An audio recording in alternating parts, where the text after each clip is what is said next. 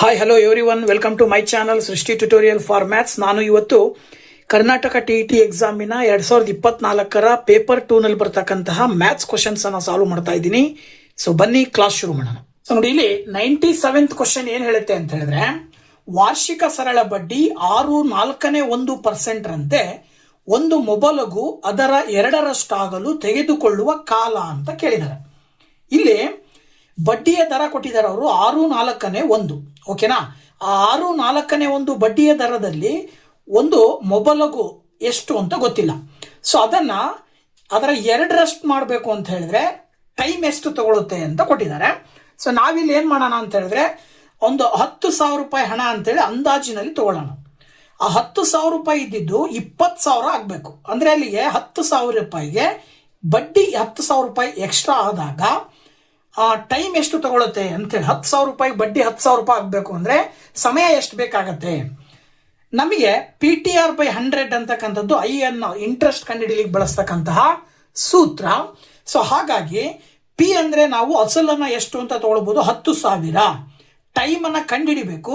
ಮತ್ತೆ rate of interest ಕೊಟ್ಟಿದ್ದಾರೆ 6.4 divided by 100 is equal to ಬಡ್ಡಿ ಎಷ್ಟು ಬರಬೇಕು, 10,000 ರೂಪಾಯಿ ಬಡ್ಡಿ ಬರಬೇಕು ಅಂತ ನಾವು ತಗೊಂಡ್ರೆ, ನೋಡಿ ಇಲ್ಲಿ 0 ಕ್ಯಾನ್ಸಲ್ ಮಾಡಬಹುದು ಅಲ್ವಾ. ಇಲ್ಲಿ ಏನು ಉಳಿತು, 100 ಉಳಿತು ಇಂಟು ಇದನ್ನ ಮಿಶ್ರ ಭಿನ್ನ ರಾಶಿಯನ್ನ ವಿಷಮ ಭಿನ್ನ ರಾಶಿಯಾಗಿ ಬದಲಾವಣೆ ಮಾಡಿಕೊಂಡ್ರೆ 6×4 24 25 ಡಿವೈಡೆಡ್ ಬೈ 4 ಅಂತ ತಗೊಳ್ತೀವಿ ನಾವು. ಓಕೆನಾ. ಇಲ್ಲಿ ಪೂರ್ತಿ ಕ್ಯಾನ್ಸಲ್ ಆಗಿರೋದ್ರಿಂದ that into T is equal to 10,000 ಅಂತ ತಗೊಳ್ಬಹುದು. ಇಲ್ಲಿ ನೇರವಾಗಿ ಈ 2 ಸೊನ್ನೆಗಳನ್ನ 100ರಿಂದ ಕ್ಯಾನ್ಸಲ್ ಮಾಡಿಬಿಟ್ರೆ ಇನ್ನ ಟೈಮ್ ಇಲ್ಲಿ ಟಿ ಇಸ್ ಈಕ್ವಲ್ ಟು ಇಲ್ಲಿ ಎಷ್ಟು ಬಂದಿದೆ, 100 ಇದೆಯಲ್ವಾ. ಈ 25/4 ಅನ್ನ ಈಕ್ವಲ್ ಇಂದ ಆ ಕಡೆ ಕಳಿಸಿದ್ರೆ 4 ಡಿವೈಡೆಡ್ ಬೈ 25 ಆಗುತ್ತೆ. ಆಗ 25ರಿಂದ 100 ಅನ್ನ ಬಾಗಿಸಿದ್ರೆ 4 ಬರುತ್ತೆ. ಸೊ ಈಗ ನೀವು ಸುಲಭವಾಗಿ ಹೇಳ್ಬೋದು, 4 ಮತ್ತೆ 4 ಗುಣಾಕಾರ ಮಾಡಿದ್ರೆ 16 ಬರುತ್ತೆ. ಅಂದ್ರೆ ಅದರ ಅರ್ಥ ಏನು ಅಂತ ಹೇಳಿದ್ರೆ, 6.4 ಬಡ್ಡಿಯ ದರದಲ್ಲಿ 10,000 ಅಸಲು 20,000 ಅಂದ್ರೆ ಯಾವುದೇ ಒಂದು ಮೊಬಲಗು ಅದರ ಡಬಲ್ ಆಗಬೇಕು ಅಂತ ಹೇಳಿದ್ರೆ 16 ವರ್ಷಗಳ ಕಾಲ ಬೇಕಾಗತ್ತೆ. ಆಪ್ಷನ್ 4ರಲ್ಲಿ ಆ ಒಂದು ಉತ್ತರ ಇದೆ, ಅದನ್ನ ನಾವು ಸುಲಭವಾಗಿ ಆಯ್ಕೆ ಮಾಡಬಹುದು. ನೆಕ್ಸ್ಟ್ 98ನೇ ಕ್ವಶನ್ ಹೇಳುತ್ತೆ, a²/3 - 3b²/9 whole raise to 3 plus 3b²/9 - 6c²/18 whole raise to 3 plus 6c²/18 - a²/3 whole raise to 3 ಇದರ ಬೆಲೆಯು ಅಂತ ಕೇಳಿದ್ದಾರೆ. ಸೊ ತುಂಬಾ ದೊಡ್ಡದಾಗಿರ್ತಕ್ಕಂಥ ಟರ್ಮ್ಸ್ ಅನ್ನ ಕೊಟ್ಟಿರೋದ್ರಿಂದ ಸೊ ಇದನ್ನ ನಾವು ಸಾಲ್ವ್ ಮಾಡ್ತಕ್ಕಂಥದ್ದು ಹೇಗೆ ಅನ್ನೋದನ್ನ ನೋಡೋದಾದ್ರೆ, ಸೊ ಇಲ್ಲಿ ನಾವ್ ಏನ್ ಮಾಡೋಣ ಅಂದ್ರೆ, ಆ ಕೊಟ್ಟಿರುವ ಟರ್ಮ್ಸ್ ಗಳನ್ನ x, y, z ಅಂತ ತಗೊಂಡ್ಬಿಡೋಣ. ನೋಡಿ, ಇಲ್ಲಿ x ಇಸ್ ಈಕ್ವಲ್ ಟು ಮೊದಲನೇ ಟರ್ಮು a²/3 ಮೈನಸ್ 3b²/9. ಹಾಗೇನೆ y ಅಂತ ಹೇಳಿದ್ರೆ 3b²/9 minus 6c²/18. Next z ಅಂದ್ರೆ ಮೂರನೇ ಟರ್ಮ್ ತಗೊಳ್ಳೋಣ, 6c²/18 ಪ್ಲಸ್ a²/3. ಸೊ ಅಲ್ಲಿ ಕೊಟ್ಟಿರುವ ಹಾಗೆ x plus y plus z is equal to ಆ ಟರ್ಮ್ಸ್ ನ ಮಧ್ಯೆ ಪ್ಲಸ್ ಚಿಹ್ನೆಯನ್ನ ಬರ್ಕೊಂಡಾಗ ಇಲ್ಲಿ ನಾವ್ ಏನ್ ಮಾಡಬಹುದು ಅಂತ ಹೇಳಿದ್ರೆ, 3ರಿಂದ 9 ಕ್ಯಾನ್ಸಲ್ ಮಾಡಿದ್ರೆ 3 ಬರುತ್ತೆ. 3ರಿಂದ 9 ಕ್ಯಾನ್ಸಲ್ ಮಾಡಿದ್ರೆ 3 ಬರುತ್ತೆ.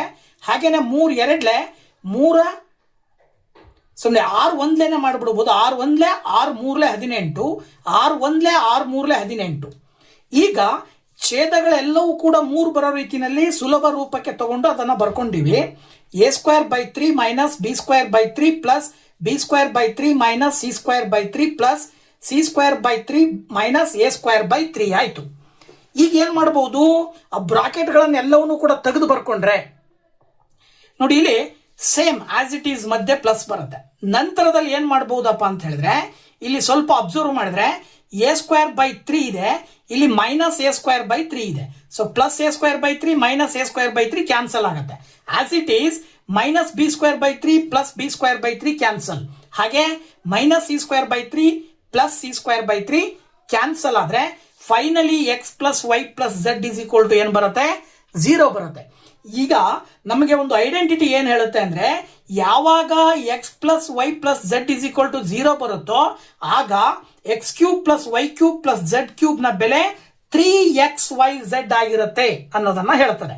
ಅದ್ರ ಪ್ರಕಾರ x³ + y³ + z³ = 3xyz ಅಂತ ತಗೊಂಡ್ರೆ, ಈಗ ನಾವು ಇಲ್ಲಿ 3xyz x ಅಂದ್ರೆ ಏನ್ ತಗೊಂಡಿದೀವಿ, a² - 3 ಏನ್ ಬಂದಿದೆ ನಮಗೆ ಸುಲಭ ರೂಪದಲ್ಲಿ ತಗೊಂಡಾಗ a² 3 - b² 3. ಅದೇ ರೀತಿ ಇಷ್ಟು ಟರ್ಮ್ಸ್ ಅನ್ನ ಬರ್ಕೊಂಡು ಇವಿಷ್ಟರಲ್ಲೂ 3 ಛೇದಗಳೆಲ್ಲವೂ ಕೂಡ 3 ಸಮ ಇರೋದ್ರಿಂದ ಛೇದವನ್ನ 3 ತಗೊಂಡ್ರೆ ಮೇಲ್ಗಡೆ ಇರುವಂತವನ್ನ ಕಳಿತೀವಿ, a² - b² ಅಂತ ಬರ್ಕೊಂತೀವಿ, b² - c² ಅಂತ ಬರ್ಕೊಂತೀವಿ, c² - a².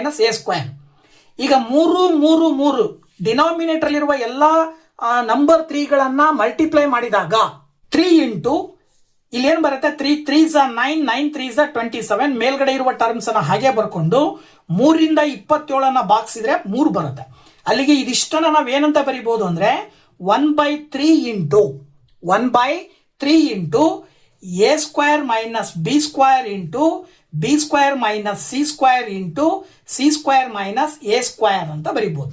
ಈ ಫೈನಲ್ ಆನ್ಸರ್ ನ ಇನ್ನೊಂದು ರೀತಿಯಲ್ಲಿ ಹೆಂಗ್ ಬರಿಬಹುದು, a² - b² ಫಾರ್ಮುಲಾದ ಪ್ರಕಾರ a + b into a - b, ಹಾಗೇನೆ ಇದನ್ನ b + c into b - c, ಹಾಗೆ c + a into c - a ಅಂತ ಬರಿಬಹುದು. ಅಲ್ಲಿಗೆ ನಮಗೆ ಆನ್ಸರ್ ಯಾವ್ದು ಸಿಗುತ್ತೆ ಅಂದ್ರೆ, ಇಲ್ಲಿ ಎರಡನೇ ಆಪ್ಷನ್ ಅಲ್ಲಿ ಆ ಒಂದು ಉತ್ತರ ಕಂಡು ಬರ್ತಾ ಇದೆ. ಹಾಗಾಗಿ ನಾವು ಎರಡನೇ ಆಪ್ಷನ್ ಅನ್ನ ಸೆಲೆಕ್ಟ್ ಮಾಡಬೇಕಾಗತ್ತೆ ಆನ್ಸರ್ ಅಂತ ಹೇಳಿ. ಓಕೆ, ಸೊ ಹಾಗೆ 99ನೇ ಕ್ವಶನ್ ಏನ್ ಹೇಳುತ್ತೆ, 3⁻6 ⁻1 - 1/3 1/2 ಇದರ ಬೆಲೆಯು ಅಂತ ಕೇಳಿದರು. ನೋಡಿ ಇಲ್ಲಿ ಏನ್ ಮಾಡಬಹುದು, 3⁻6 1 - 1/3 1/2 ಅಂತಿದೆ. ಈಗ ನಾವು ಇದನ್ನ ಸುಲಭ ರೂಪದಲ್ಲಿ ಹೇಗೆ ಬರಿಬಹುದಪ್ಪ ಅಂತ ಹೇಳಿದ್ರೆ, ನೋಡಿ ಇಲ್ಲಿ 3⁻6 1 - 3ಗೆ LCM ತಗೊಂಡ್ರೆ ನಾವು 1 ಮತ್ತೆ 3ಕ್ಕೆ LCM ತಗೊಂಡ್ರೆ 3 1 3 ಬರುತ್ತೆ. ಸೊ 1 3 3 - 1 ಮಾಡಿದ್ರೆ 2 ಬರುತ್ತೆ.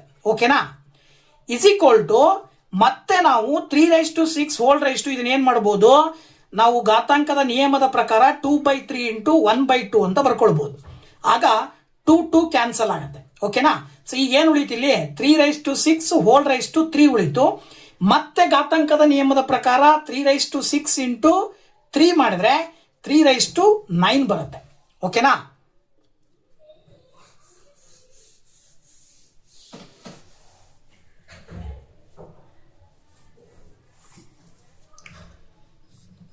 ಆಕ್ಚುಲಿ ಏನ್ ಬರುತ್ತೆ, 1/3 ಬರುತ್ತಲ್ವಾ, 3⁻6 1/3.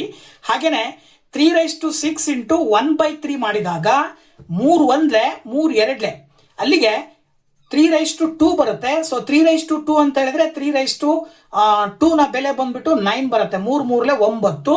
ಹಾಗಾಗಿ 4ನೇ ಆಪ್ಷನ್ ಅನ್ನ ನಾವು ಸರಿಯಾದ ಉತ್ತರ ಅಂತೇಳಿ ಈ ಒಂದು ಕ್ವಶನ್ಗೆ ಆಯ್ಕೆ ಮಾಡಬಹುದು. ನೆಕ್ಸ್ಟ್ ಕ್ವಶನ್ ನಂಬರ್ 100 ಹೇಳುತ್ತೆ, ಒಂದು ಸಂಖ್ಯೆಯು 5/4 ಭಾಗವು ಅದೇ ಸಂಖ್ಯೆಗಿಂತ 18 ಕಡಿಮೆ ಇದೆ, ಹಾಗಾದರೆ ಆ ಸಂಖ್ಯೆಯು ಅಂತ ಕೇಳಿದಾರೆ ಅವರು. ಸೊ ನೋಡಿ ಇಲ್ಲಿ ಆ ಸಂಖ್ಯೆ x ಆಗಿರಲಿ ಅಂತ ತಗೊಂಡ್ರೆ 4/5 ಇಂಟು x = x - 18 ಅಂತ ತಗೊಂಡ್ರೆ 4 ಇಂಟು x ಮಾಡಿದ್ರೆ 4x / 5. ಈ x ಈ ಕಡೆ ತಗೊಂಡ್ ಬಂದ್ರೆ -x ಆಗುತ್ತೆ. ದಟ್ ಈಸ್ = -18 ಅಂತ ಬರೀಬಹುದು ನಾವು. ಇನ್ನು ನೆಕ್ಸ್ಟ್ ಇವೆರಡಕ್ಕೂ LCM ತಗೊಂಡಾಗ 5 LCM ಬರುತ್ತೆ. ಸೊ ನೆಕ್ಸ್ಟ್ 4x ಹಾಗೆ ಬರ್ಕೊಳ್ತೀರಾ, 5 ಮತ್ತೆ x ಅನ್ನ ಗುಣಿಸಿದ್ರೆ -5x = -18 ಬರುತ್ತೆ. ಇದಾದ ನಂತರ ಏನ್ ಮಾಡಬಹುದು, 4x - 5x ಮಾಡಿದ್ರೆ ಆಕ್ಚುಲಿ ನಿಮಗೆ -x ಬರುತ್ತೆ. That is = -18. ಈ 5 ಅನ್ನು ಆ ಕಡೆ ಕಳಿಸಿದ್ರೆ ಇಂಟು 5 ಆಗುತ್ತೆ. ನೆಕ್ಸ್ಟ್ ಮೈನಸ್ ಎರಡು ಕಡೆ ಕ್ಯಾನ್ಸಲ್ ಆಗಿ x = 18 ಇಂಟು 5 ಮಾಡಿದ್ರೆ 18 ಇಂಟು 5 ಮಾಡಿದಾಗ ನಮಗೆ 90 ಬರುತ್ತೆ ಆನ್ಸರು. ಸೊ ದಟ್ x ನ ಬೆಲೆ ಬಂದ್ಬಿಟ್ಟು ನಮಗೆ ಆಪ್ಷನ್ 1ರಲ್ಲಿ ಇರ್ತಕ್ಕಂಥ ಉತ್ತರವನ್ನ ಆಯ್ಕೆ ಮಾಡಬಹುದು. ಸೊ ಹಾಗೆ 101ನೇ ಕ್ವಶನ್ ಏನ್ ಹೇಳುತ್ತೆ, ಆಲ್ಫಾ ಮತ್ತು ಬೀಟಾಗಳು x² + 5x - 6 ಬಹುಪದೋಕ್ತಿಯ ಶೂನ್ಯಗಳಾದಾಗ 1/α + 1/β² ನ ಬೆಲೆ ಅಂತ ಕೇಳಿದಾರೆ ಅವರು. ನೋಡಿ ನಮಗೆ ಆಲ್ಫಾ ಮತ್ತೆ ಬೀಟಾದ ಆಧಾರದ ಮೇಲೆ ಆಲ್ಫಾ ಪ್ಲಸ್ ಬೀಟಾ ಅಂದ್ರೆ ಆ ಶೂನ್ಯತೆಗಳ ಮೊತ್ತ ಮತ್ತೆ ಶೂನ್ಯತೆಗಳ ಗುಣಲಬ್ಧದ ಬೆಲೆ ಸೂತ್ರ ಗೊತ್ತಿದೆ. ಆಲ್ಫಾ ಪ್ಲಸ್ ಬೀಟಾ = -b/a ಹೇಳ್ತೀವಿ. ಹಾಗೆ ಆಲ್ಫಾ ಇಂಟು ಬೀಟಾ = c/a ಹೇಳ್ತೀವಿ. ಅದ್ರ ಪ್ರಕಾರ ಮೈನಸ್ ಬಿ ಅಂತ ಹೇಳಿದ್ರೆ ಇಲ್ಲಿ 5 ಇದೆ, ಅಲ್ಲಿಗೆ ಅದು -5 ಅಂತ ತಗೊಂತೀವಿ. ಎ ನ ಬೆಲೆ ಆಕ್ಚುಲಿ ಇಲ್ಲಿ 1 ಇದೆ. ಹಾಗೆಯೇ ಆಲ್ಫಾ ಇಂಟು ಬೀಟಾ ಮಾಡಿದ್ರೆ -6 ಡಿವೈಡೆಡ್ ಬೈ 1 ಬರುತ್ತೆ. -5/1 ಈಸ್ ನಥಿಂಗ್ ಬಟ್ -5. ಹಾಗೆ -6/1 ಅಂತ ಹೇಳಿದ್ರೆ -6 ಅಂತ ತಗೊಳ್ಬಹುದು. ಈಗ ನಾವಿಲ್ಲಿ ಅವರು ಕೊಟ್ಟಿರುವಂತಹ ಒಂದು ಕಂಟೆಂಟ್ ಅನ್ನ ತಗೊಂಡ್ರೆ 1/α + 1/β ಕೊಟ್ಟಿದ್ದಾರೆ.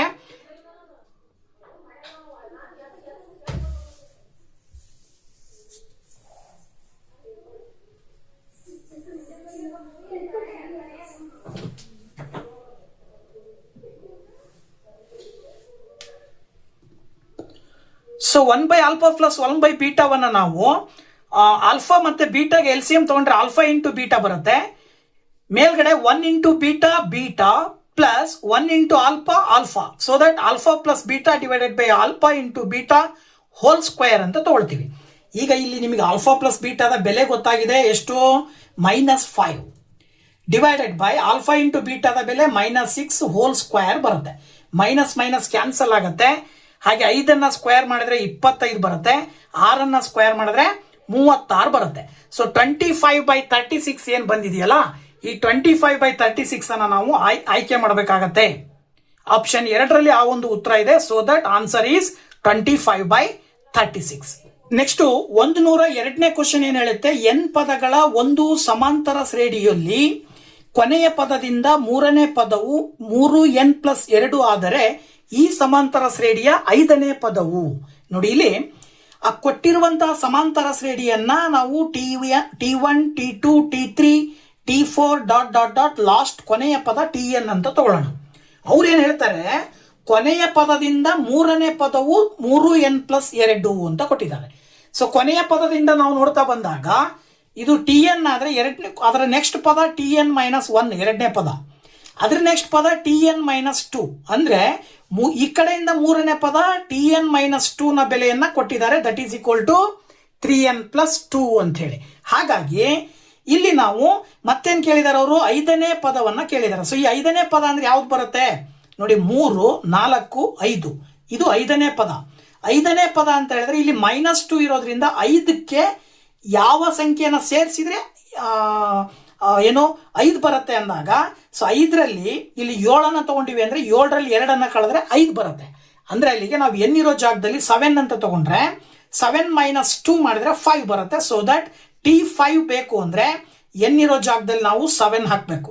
ಆಗ 3 7 21 ಬರುತ್ತೆ, ಪ್ಲಸ್ 2ಅನ್ನ ಕೂಡಿದ್ರೆ 23 ಬರುತ್ತೆ. ಹಾಗಾಗಿ ಆಪ್ಷನ್ 4ರಲ್ಲಿ ಆ ಒಂದು ಉತ್ತರ ಇದೆ. So that is the answer ಅಂತ ಹೇಳಿ ನಾವು ಸುಲಭವಾಗಿ ಇಲ್ಲಿ ಹೇಳಬಹುದು. ನೆಕ್ಸ್ಟ್ 103ನೇ question, cot 1 degree into cot 2 degree into cot 3 degree ... cot 90 ಡಿಗ್ರಿಯ ಬೆಲೆ ಅಂತ 89 ಡಿಗ್ರಿಯ ಬೆಲೆ ಅಂತ ಕೇಳಿದಾರೆ ಅವರು. ಸೊ ಇದರ ಬೆಲೆಯನ್ನ ನಾವು ಕಂಡುಹಿಡಿಬೇಕು ಅಂತ ಹೇಳಿದ್ರೆ, ಸೊ ನಮಗೆ ಈ cot 1 degree, cot 2 degree, cot 3 degree ... cot 89 ಡಿಗ್ರಿಯನ್ನ ನಮಗೆ ಗೊತ್ತಿರುವ ಹಾಗೆ cot 89 ಡಿಗ್ರಿಯನ್ನ ಏನಂತ ಬರೀಬಹುದು, cot 90 ಡಿಗ್ರಿ -1 ಡಿಗ್ರಿ ಅಂತ ಹೇಳಿ. ಈ cot 90 ಡಿಗ್ರಿ -1 ಡಿಗ್ರಿಯ ಬೆಲೆ ಎಷ್ಟು ಬರುತ್ತೆ, tan 1 ಡಿಗ್ರಿ ಬರುತ್ತೆ. ಹಾಗೇನೆ cot 88 ಡಿಗ್ರಿಯ ಬೆಲೆ ಎಷ್ಟು ಬರುತ್ತೆ, tan 2 ಡಿಗ್ರಿ ಬರುತ್ತೆ. ಕೊನೆಗೆ cot 46 ಡಿಗ್ರಿವರೆಗೂ ಈ ರೀತಿ ಬರ್ಕೊಳ್ತಾ ಹೋದ್ರೆ tan 44 ಡಿಗ್ರಿ ಬರುತ್ತೆ. ಈಗ ನಾವೇನ್ ಮಾಡ್ಬೋದು, ಈ ಒಂದು ಅವ್ರು ಕೊಟ್ಟಿರುವ ರಿಲೇಷನ್ ಅನ್ನ ಒಂದನ್ನ cot ಇನ್ನೊಂದನ್ನ tan ರೂಪದಲ್ಲಿ ಬರಿತಾ ಹೋದ್ರೆ ನೋಡಿ, cot 1 degree into tan 1 degree, ನೋಡಿ ಇಲ್ಲಿ tan 1 ಡಿಗ್ರಿಗೆ ಸಮ ಇರುತ್ತದೆ. ಈ ಕಡೆ ಟರ್ಮ್ ಯಾವುದು, cot 2 degree. So cot 2 ಡಿಗ್ರಿಯನ್ನ tan 1 degree ಅಂತ ಬರ್ಕೊಂಡ್ರೆ tan ಥೀಟಾದ ರೆಸಿಪ್ರೋಕಲ್ 1/cot ಥೀಟಾ ಅಂತ ಬರುತ್ತೆ. ಅಲ್ಲಿಗೆ 1/cot degree, cot 1 degree into cot 2 degree into ಇದನ್ನ ನಾವು 1/cot 2 ಡಿಗ್ರಿ, ಇದು ಹಿಂಗೆ ಕಂಟಿನ್ಯೂ ಆಗುತ್ತೆ. ಒಂದ್ಸರಿ cot ಬರುತ್ತೆ, ಇನ್ನೊಂದ್ಸರಿ 1/cot ಬರುತ್ತೆ. ಆಗ cot ಥೀಟಾ ಕ್ಯಾನ್ಸಲ್ ಆಗುತ್ತೆ, ಇಲ್ಲೂ cot ಥೀಟಾ ಕ್ಯಾನ್ಸಲ್ ಆಗುತ್ತೆ. As it is continue cot 44 degree ತನಕ ಇದೇ ರೀತಿನೇ ಕ್ಯಾನ್ಸಲ್ ಮಾಡ್ತಾ ಹೋಗ್ತೀವಿ. ಪ್ರತಿ ಸಂದರ್ಭದಲ್ಲೂ 1 ಇಂಟು 1 ಇಂಟು 1 ಇಂಟು ... ಬರುತ್ತೆ. ಅದರ ಅರ್ಥ ಏನು ಅಂದ್ರೆ ಆನ್ಸರ್ 1 ಬರುತ್ತೆ. ಅಂದ್ರೆ ಈ ಒಂದು ಟರ್ಮ್ಸಿನ ಬೆಲೆ ಕೊನೆಗೆ 1 ಬರುತ್ತೆ ಅಂತ ಹೇಳಿ. ಹಾಗಾಗಿ ನಾವು ಇಲ್ಲಿ ಕೊಟ್ಟಿರುವಂತ ಆಪ್ಷನ್ ಅಲ್ಲಿ 4ರಲ್ಲಿ ಆ ಒಂದು ಉತ್ತರ ಇದೆ. ದಟ್ ಈಸ್ ದ ಆನ್ಸರ್ ಅಂತ ಹೇಳಿ ನಾವು ಹೇಳಬಹುದು. ಸೊ ಇಲ್ಲಿವರೆಗೂ ವಿಡಿಯೋ ನೋಡಿದ್ದಕ್ಕೆ ತುಂಬಾ ಥ್ಯಾಂಕ್ಸ್. ಇದರ ಮುಂದಿನ ಕ್ವಶನ್ಸ್ ಅನ್ನ ನೆಕ್ಸ್ಟ್ ವಿಡಿಯೋದಲ್ಲಿ ಅಪ್ಲೋಡ್ ಮಾಡ್ತೀನಿ. ಸೊ ದಯವಿಟ್ಟು ಸಪೋರ್ಟ್ ಮಾಡಿ ಅಂತ ಹೇಳ್ತಾ thank you very much. Bye bye.